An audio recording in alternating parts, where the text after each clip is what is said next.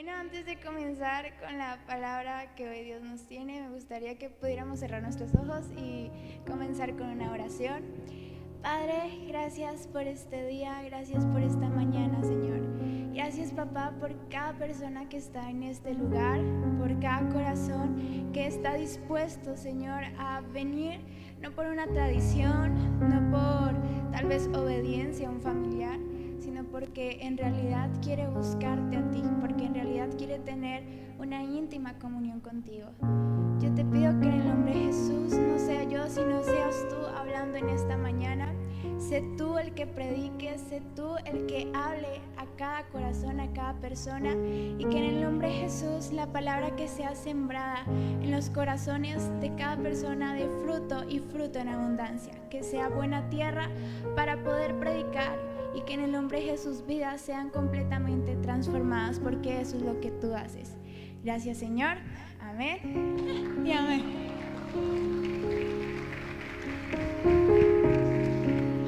Y bueno, no sé si todos sepan, pero este mes estamos hablando acerca de divina paternidad, así que voy a continuar con el tema. Y es que es muy bonito el testimonio que acabamos de escuchar, y se me quedaron las palabras de ir a los brazos de papá. Y entonces yo quiero que ustedes también se mentalicen de que en esta mañana no miren al que tienen al lado, sino que piensen que están en los brazos de papá.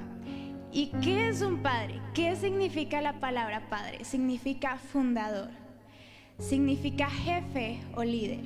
Y nuestro Padre Celestial es fuente de bendiciones, de provisión, de protección, de amor y de sabiduría. Y el Padre terrenal tiene que recibir eso de su Padre Celestial. Y el Padre terrenal debe ser un espejo del Padre Celestial. El problema es que los padres terrenales rompen el espejo. Esta semana con los misioneros que fuimos a las escuelitas, el pastor dijo una anécdota que tuvo esta semana, y yo también tuve una con una niña. Fue la última escuelita en la que estuvimos y yo ni siquiera la había notado. Yo estaba en otro grupo, en otra esquina, y pues vi que éramos muchas personas, muchos misioneros y aparte nuestro equipo. Entonces yo dije, bueno, Señor, en el nombre de Jesús, todos los niños recibieron. Yo estaba con unos y ya había terminado y empecé a orar desde lejos, cuando mi mamá se voltea a verme y me dice, allá al fondo, una niña con pañoleta blanca. Y yo, bueno, vamos. Entonces empecé a orar por ella y fue diferente, porque normalmente tú oras y los niños lloran, pero yo oraba por ella y a mí se me escurrían las lágrimas, y yo no entendía lo que estaba pasando, no entendía qué pasaba con ella, y le dije que si tenía alguna petición, y me dijo, ya no me quiero sentir culpable. Y yo, ¿cómo así? No te entiendo, explícame. Me dijo, es por mi papá. Yo le dije, claro, ¿qué tiene? Cuéntame, oramos por él. Me dijo, es que falleció. Yo le dije, ¿y de qué murió? Me dijo, lo que pasa es que un día él llegó muy borracho a la casa y empezó a pelear con mi mamá. Ambos se gritaron y él estaba muy, pero muy borracho, y pues decidió suicidarse. Y desde ese día mi mamá nos culpa a mi hermana y a mí por ocasionar eso. Y entendí que muchos padres terrenales rompen con el espejo del Padre Celestial. Y por eso muchos niños y niñas crecen con ese vacío que nadie puede llenar. Ese vacío es como un triángulo, porque es de la Trinidad, de Padre, Hijo y Espíritu Santo. Es lo único que se puede llenar, pero es triste, es muy triste saber que los padres terrenales rompen con ese espejo, ese reflejo que deben tener del Padre Celestial.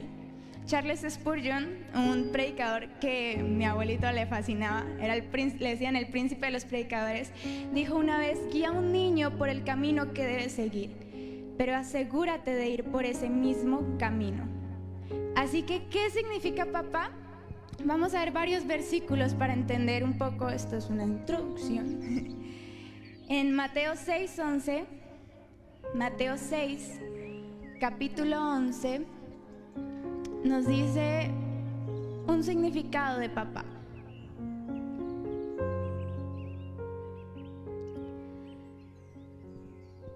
Esta semana fue increíble, obviamente tuvimos muchísimas emociones, ¿verdad?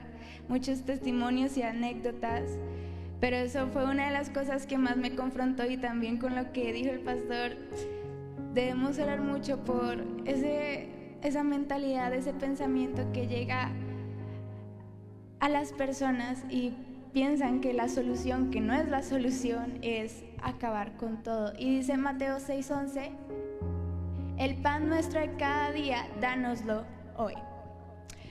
¿Qué podemos sacar de esto? Un padre debe verse como proveedor, no solo de cosas físicas para su familia, sino como ejemplo y alimento espiritual para sus hijos. También está en Mateo 9, del 9 al 13, Mateo capítulo 9, del versículo 9 al 13.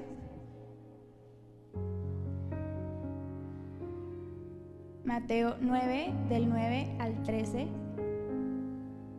Dice, pasando Jesús de allí, vio a un hombre llamado Mateo, que estaba sentado al banco de los tributos públicos, y le dijo, sígueme, y se levantó y le siguió.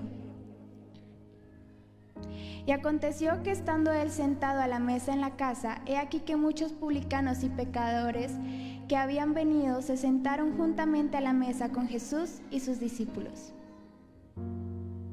Cuando vieron esto, los fariseos dijeron a los discípulos, ¿por qué come vuestro maestro con los publicanos y pecadores? Al oír esto, Jesús les dijo, los sanos no tienen necesidad de médico, sino los enfermos. Id pues y aprended lo que significa misericordia quiero y no sacrificio, porque no he venido a llamar a justos, sino a pecadores al arrepentimiento. Un padre debe ser un ejemplo, ganándose el corazón de sus hijos. Un padre tiene que ser también un gran protector de su familia.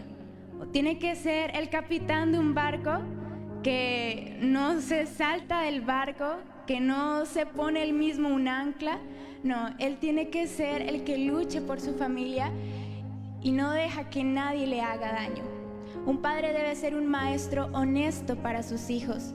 Si quieres que aprendan algo, debes tú mismo enseñárselos. Un padre debe ser un ayudante voluntario para sus hijos. Un padre debe buscar voluntariamente formas de servir a sus hijos. Y estas son algunas características que encontré relacionado con la Biblia sobre qué significa papá. Y hoy, esto fue un poco de la introducción, hoy tengo 3 puntos muy importantes para mí y espero que también para ustedes.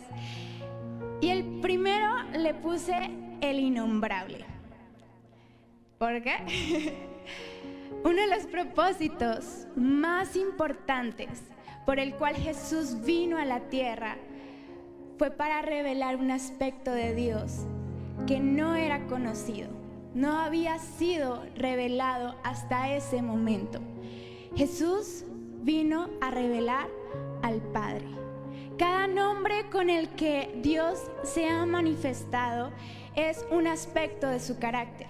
Vemos en el Antiguo Testamento que, por ejemplo, en el Génesis, cuando empieza a crear todo, se le dice Elohim, que significa el creador. También se manifestó como Yahweh, que significa el gran yo soy. Se manifestó como Shaddai, que significa Dios todopoderoso. Se manifestó como Jireh, que significa proveedor. Se manifestó como Jehová Rafa, que significa sanador. Y otros atributos más que revela el carácter de Dios. Incluso hay varias canciones en el cual cantamos los atributos de Dios, ¿verdad? Y cada nombre significa específicamente un aspecto del carácter de Dios. Pero cuando Jesús entra en escena, Él no llega a la tierra y dice, vengo de Elohim, o dice Elohim me envió, o el Shaddai me envió. No, Él dice mi Padre me envió. cada vez que Jesús hablaba se refería a mi Padre. Cada vez que Jesús hablaba, la gente decía, ¿cómo es eso posible? ¿Cómo es posible este suceso? ¿Cómo es posible que este hombre diga que Él es su papá? Y es que para los religiosos eso era una blasfemia. Eso era una blasfemia para su religión, porque nadie se atrevía a decir que Dios era su papá, y mucho menos llamar a Dios papá. Entonces Jesús viene y menciona a Dios como su papá. Entonces esto para incluso los judíos era inaceptable, porque los judíos tenían temor y temblor hasta de mencionar el mismo nombre de Dios.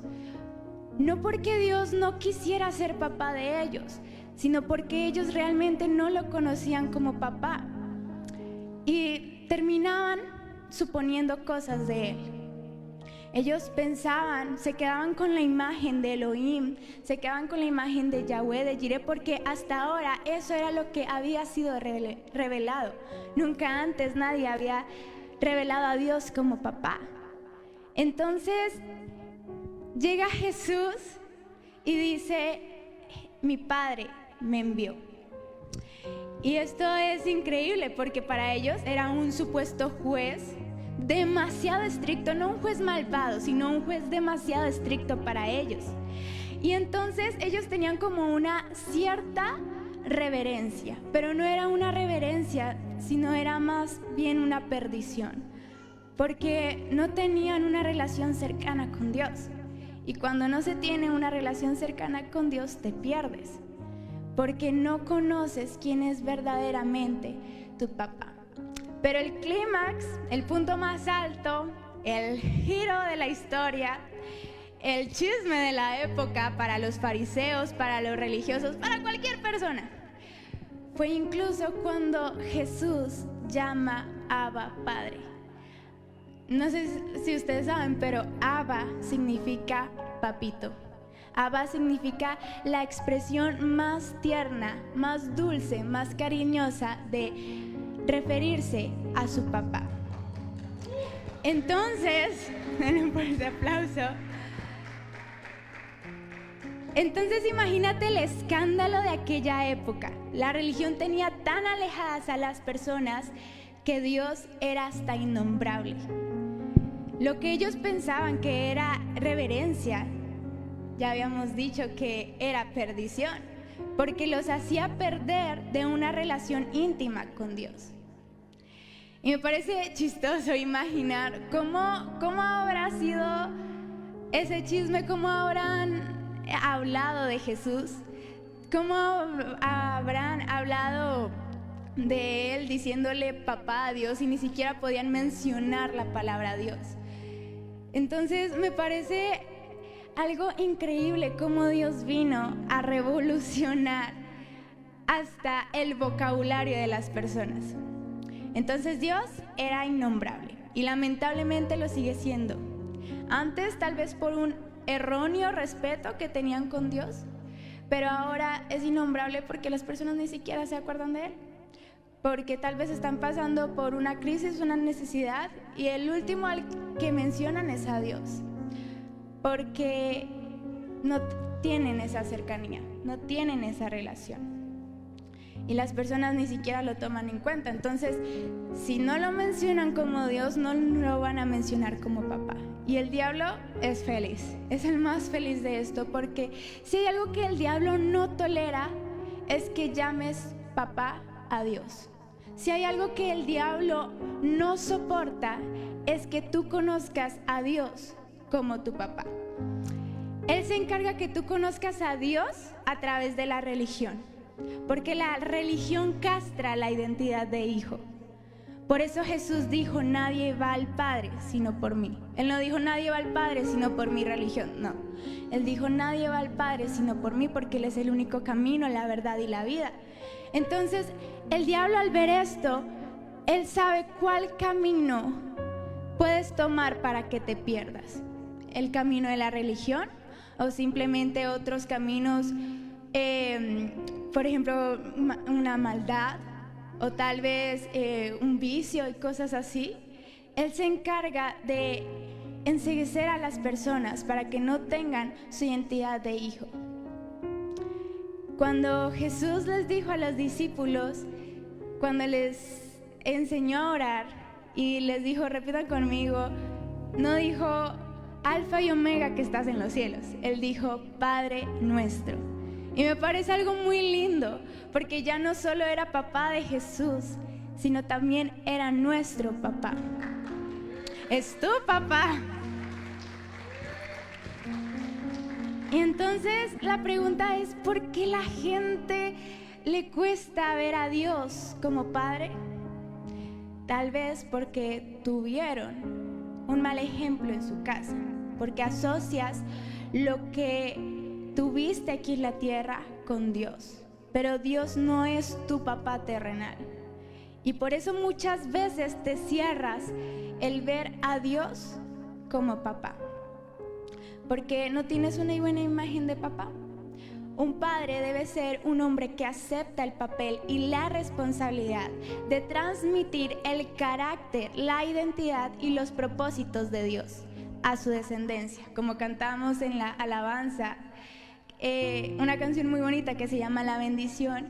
Y es que también algo muy sagrado, sobre todo en el Antiguo Testamento, era la bendición de un padre.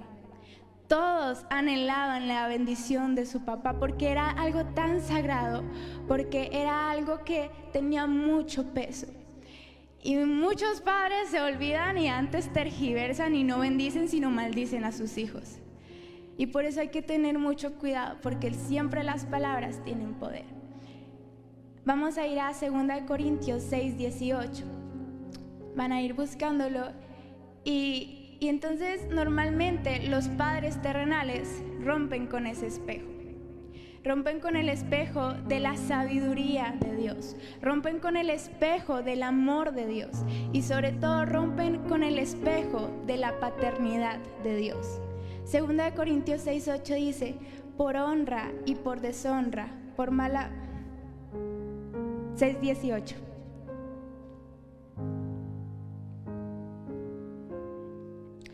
Y seré para vosotros por padre, y vosotros me seréis hijos e hijas, dice el Señor Todopoderoso. Deberías aplaudir porque tu papá es el Señor Todopoderoso. Y aquí es cuando ya se revela a Dios como papá. No sé el número exacto, pero es más de 400 veces que se nombra a Dios como papá.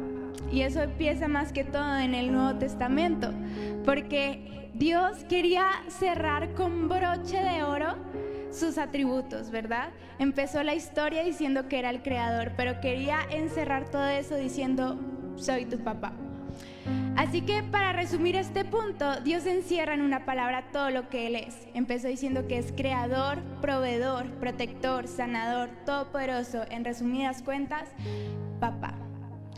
Jesús en el Sermón de la Montaña llama no muchas, sino muchísimas veces a Dios como papá. Habla papá, papá, papá, y tu Padre en los cielos, y el Padre celestial, y Padre nuestro, y Jesús es papá, papá, papá.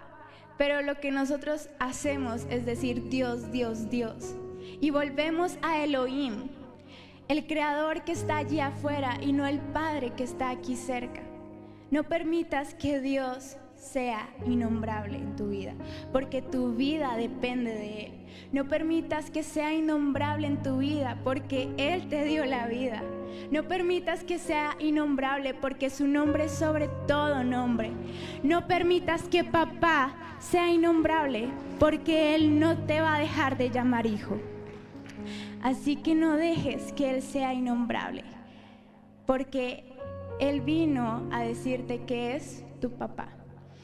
Y con esto, que Él ya teniendo en cuenta, ya teniendo bien claro, ya teniendo en nuestra mente que Él es nuestro papá, papá, papá, hay algo que siempre, la mayoría, casi todo el tiempo, dice los papás, que porque te amo, te corrijo. Y ese es el segundo punto, porque te amo, te corrijo. Y eso es lo que nos dice Dios, que porque Él es nuestro papá, porque Él nos ama, Él nos corrige. Y les quiero preguntar algo. Cuando ustedes, bueno, la mayoría cuando eran pequeños, cuando cometen un error, ¿dejan de ser hijos? Cuando no les hacen caso a sus papás o se portan mal, ¿dejan de ser sus hijos? No, ¿verdad? Recuerdo una vez, creo que fue la última vez que mi mamá me disciplinó con la vara de la justicia. Ustedes creerán que por ser pastores no nos disciplinaban, pero sí, porque antes de ser pastora ella es mi mamá, ¿verdad?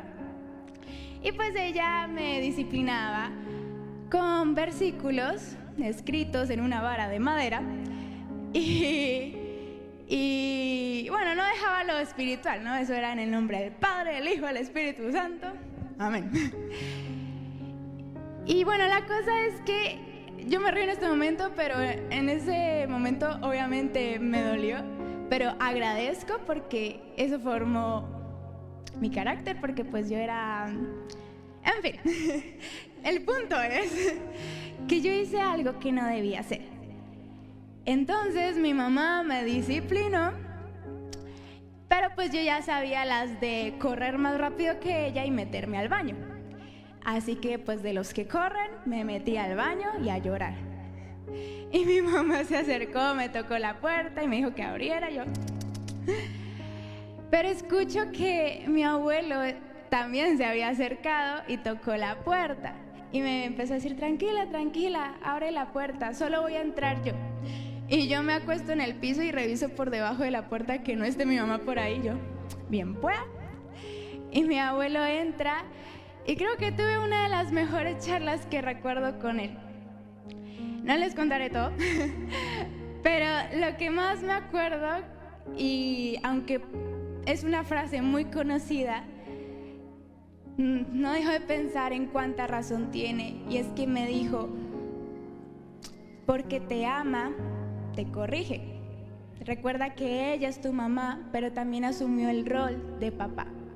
Ella te va a dar impulsos para que vueles, pero también te va a frenar antes de que te estrelles. Sabía que en mi abuelo brotaba sabiduría pura, porque él no rompió el espejo del Padre Celestial. Así que era mejor escucharlo, ¿verdad? Dios, como no solo un buen padre, sino como el mejor padre que puede existir, nos dice lo mismo. Y es que Él nos quiere corregir porque nos ama, pero no lo escuchamos. De hecho, hacemos algo peor, y es que muchas veces nos creemos Dios y queremos corregir a todo el mundo menos a nosotros mismos. Y sabes, es fácil gritar con furia por 1000 pecados ajenos y no matar uno propio. Y es triste porque queremos corregir a todo el mundo, y nuestro corazón ¿qué? Y nuestro carácter ¿qué? Dios, porque te ama, te corrige. Así que deja que papá te corrija, deja que papá te toque, porque cuando lo eterno toca lo interno, hay cambios en lo externo. ¿Y sabes por qué el mundo está como está? Porque no vives como papá quiere que vivas. Entonces dirás, ¿es mi culpa que muchas personas tengan depresión o tengan ansiedad o que no tengan que comer? Sí. Porque ¿sabes cuál es el problema? No es la presencia creciente del mal, sino la ausencia creciente del pueblo de Dios. Te lo voy a repetir. No es la presencia creciente del mal, sino la ausencia creciente del pueblo de Dios. Y si dejas que papá Dios te corrija, tú podrás ayudar a las personas a que se dejen transformar por papá Dios. Estás aquí para hacer luz en el mundo y no una estrella en la iglesia. Estás aquí para ayudar a las personas, para servir así como Jesús sirvió. Debes dejarte corregir por papá Dios para hacer la diferencia. Si no te dejas corregir, desprecias el amor de Dios. Si no te dejas corregir, desprecias el amor de papá. ¿Y cómo es el amor de Dios? En Juan 3:16, que no lo vamos a buscar porque espero que todos se lo sepan de memoria. En Juan 3:16 no dice, y Dios dijo, los amo. O no dice, Dios ama al mundo. Aunque en lo personal, si hubiera sido así, es suficiente. Pero Dios no solo lo dijo, sino que lo demostró. Por eso toda la palabra está basada en hechos. Y aquí hay 3 sillas. Uy, esa me la dejaron muy lejos. Vamos por acá. ¿Esta más por acá? Y hay 3 sillas. Invito al pastor Cristian, por favor.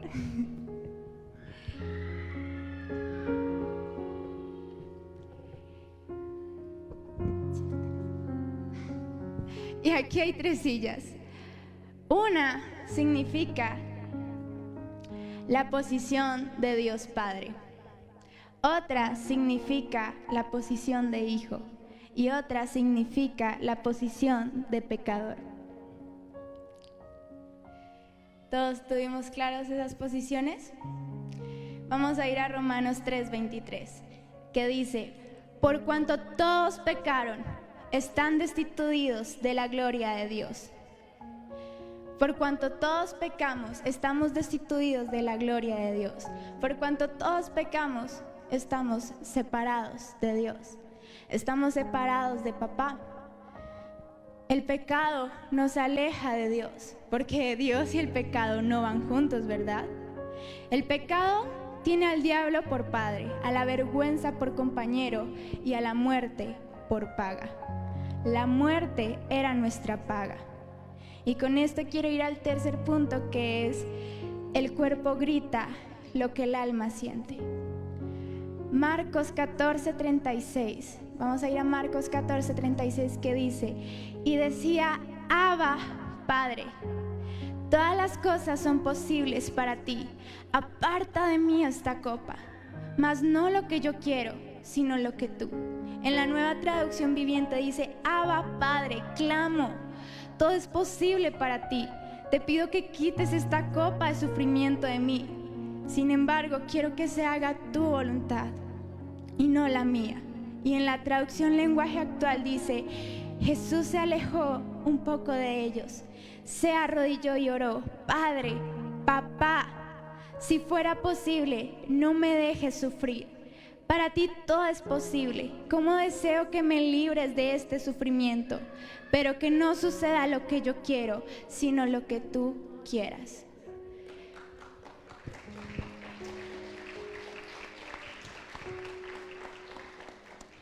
Y aquí había una relación de padre e hijo. ¿Cómo es una relación de padre e hijo?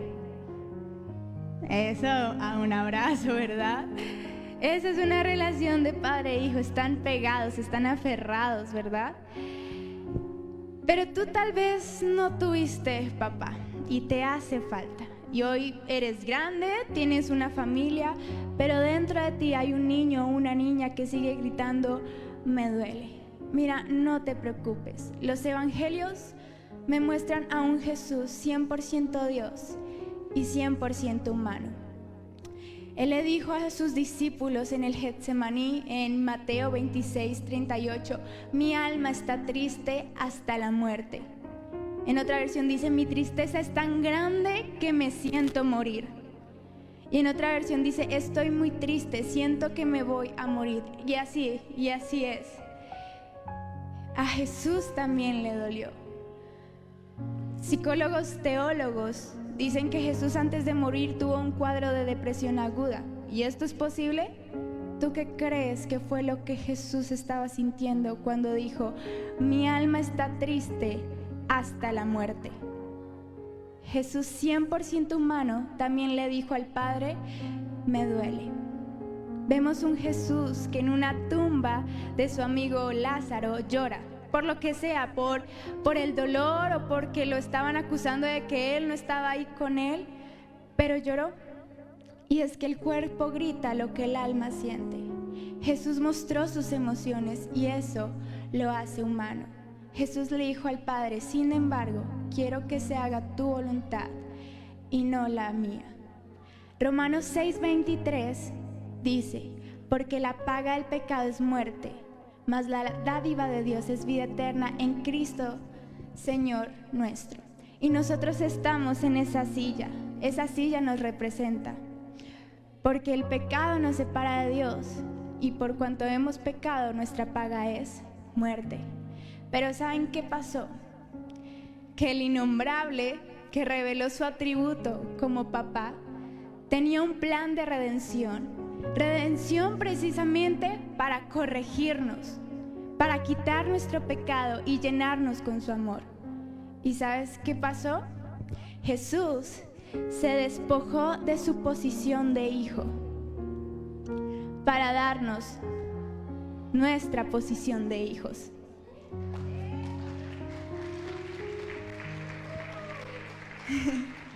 Para tomar nuestra posición y nosotros ser hijos de Dios Padre. Y ahora nosotros tenemos esta relación de hijo y padre. Esta relación en la que ahora nosotros tenemos ese sentimiento de esas dos necesidades que todo el mundo la tiene, y es ser amado y ser aceptado. Y tristemente las hemos buscado en muchas cosas, como en el trabajo, como en unos amigos, como en un estatus social. Pero solo esas dos cosas las puede satisfacer nuestro Padre Celestial: ser aceptados y ser amados. Y nosotros, mientras estamos aquí felices con nuestro Padre Celestial, mientras gozamos de todas las bendiciones, de todos sus beneficios por ser sus hijos, ¿saben qué está pasando allá? Mateo 27:46 dice: cerca de la hora novena, Jesús clamó a gran voz diciendo: Elí, Elí, lama sabactani. Esto dice: Dios mío, ¿por qué me has desamparado? Dios mío, ¿por qué me has abandonado? Muchas personas piensan: ¿por qué Dios abandonó a Jesús? ¿Cómo es posible que un padre haga eso con su hijo? ¿Por qué abandonó a su hijo? Pero se están encerrando en una burbuja de ignorancia, porque si vemos las sillas, Dios no se movió en ningún momento. El que se movió fue Jesús para tomar mi lugar, nuestro lugar, tu lugar en la cruz. Pero entonces, ¿por qué Jesús dijo eso? Porque era cierto. Dios y el pecado no van de la mano. Y creo que si pudiéramos estar en este momento cara a cara con el Padre Celestial y decirle: ¿qué pasó? ¿Por qué lo abandonaste? Él tendría lágrimas en sus ojos diciéndonos que no pensemos que lo que Jesús hizo no le costó mucho a los dos. El amor siempre deja una huella. El poder de Dios Padre no estaba con Jesús.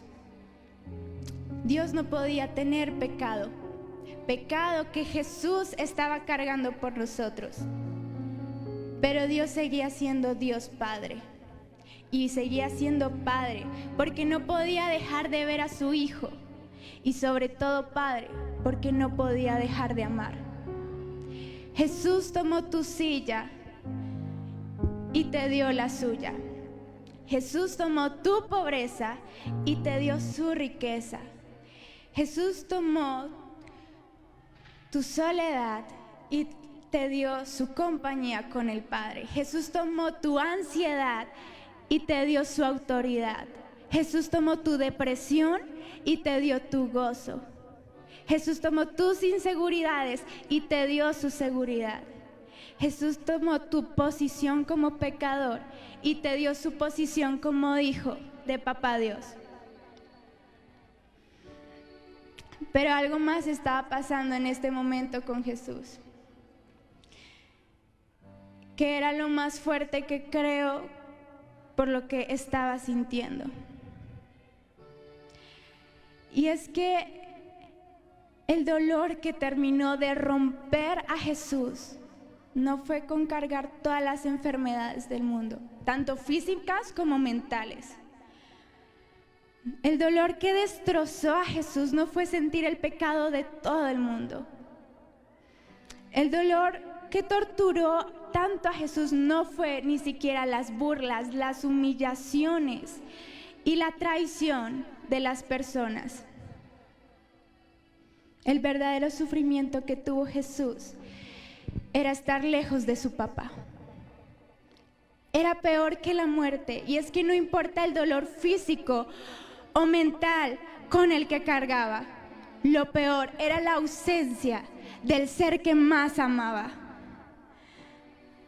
Porque de tal manera amó Dios al mundo que ha dado a su único Hijo, para que todo aquel que en Él crea no se pierda, mas tenga vida eterna.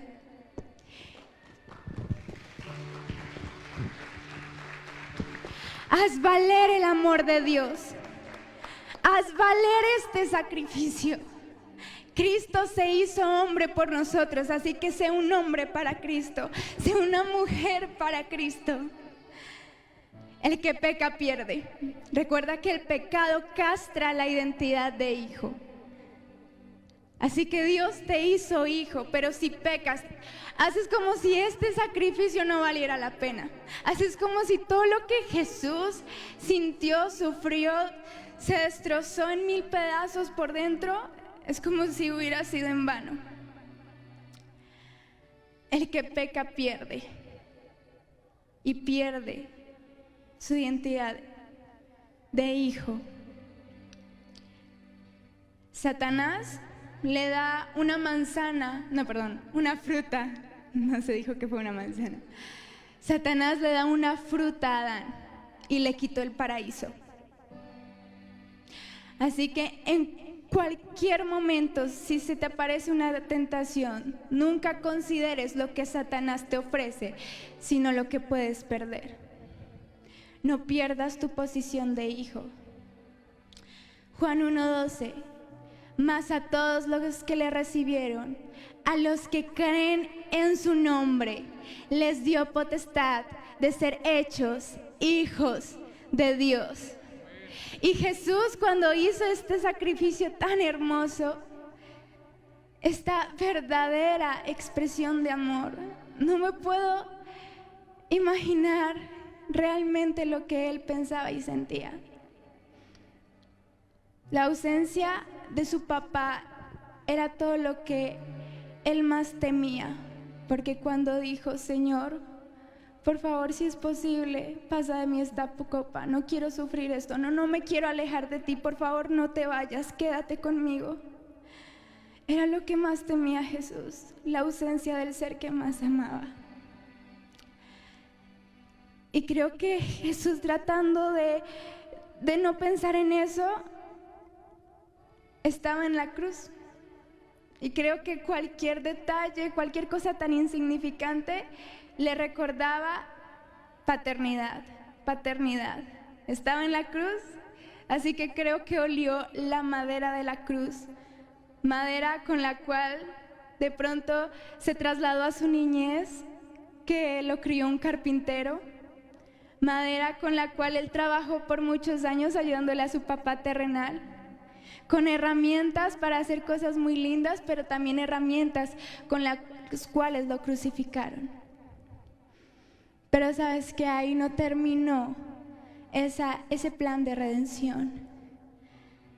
Jesús murió por amor y rompió el velo. Un velo que aquí no podría caber, porque dice que medía 4 metros, no de largo, sino de ancho. Y rompió con ese velo de arriba abajo, para que pudiéramos entrar confiadamente a la presencia de Dios y así poder estar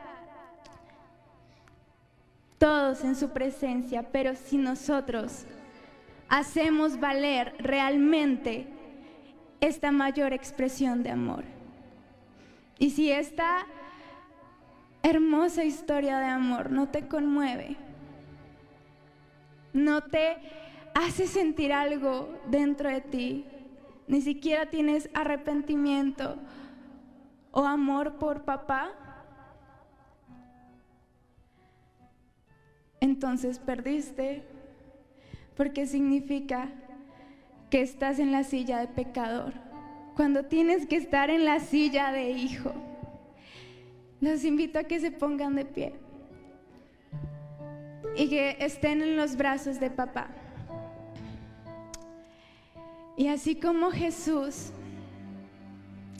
tenía tanto miedo, tanta ansiedad, psicólogos, teólogos dicen que tuvo un cuadro de depresión aguda, tanto dolor por la ausencia del ser que más amaba, por estar alejado de su padre.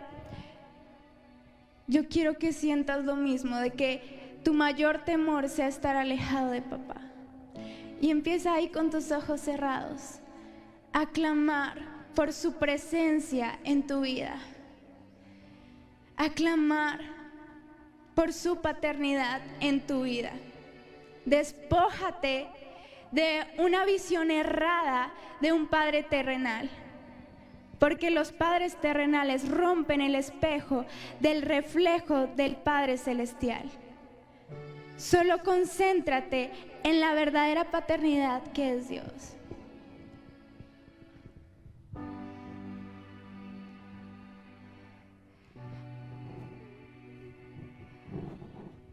Gracias, Padre.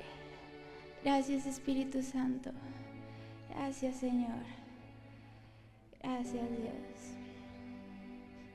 Gracias, Señor, porque tú eres bueno, porque tú eres fiel.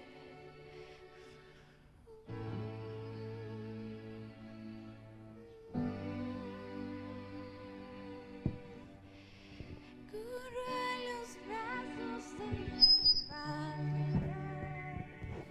te escucho decir, mi hijo eres tú.